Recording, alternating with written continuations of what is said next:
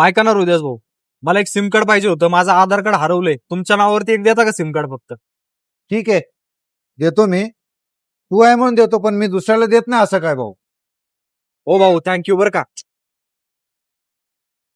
हे सुशांत हे घे. थँक्यू बरं का भाऊ, थँक्यू. होईल ना एवढं काम? हा होईल.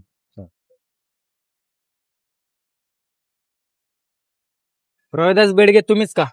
हा नमस्कार साहेब, मीच आहे. बोला की. नमस्कार, राहू द्या. तुमच्या नावावर गुन्हा दाखल झालाय. पोलीस चौकीला यावं लागेल तुम्हाला. हो साहेब, काय झालं?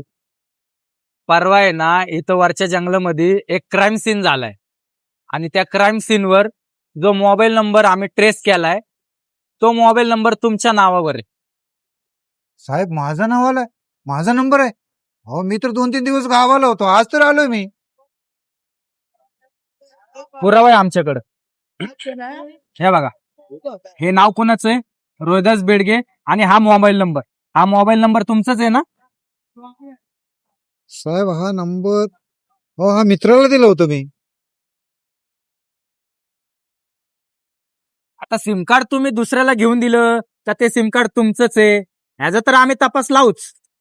पण सगळ्यात पहिली मोठी चूक तुमची हीच आहे की तुम्ही सिम कार्ड तुमच्या नावावर दुसऱ्याला घेऊन दिलं. त्यामुळे आता चौकशीसाठी तरी तुम्हाला पोलीस चौकीला यावंच लागेल. बाकीचा तपास होईलच. चला. हो साहेब. चला. तर मित्रांनो, ही वेळ तुमच्यावरही येऊ शकते. स्वतःच्या नावावर कधीच दुसऱ्यांना सिम कार्ड घेऊन देऊ नका. जर काही क्राईम झाला आणि त्या ठिकाणी तुमच्या नावाचं सिम डिटेक्ट झालं तर हा गुन्हा तुमच्यावरच दाखल होऊ शकतो. त्यामुळं काळजी घ्या.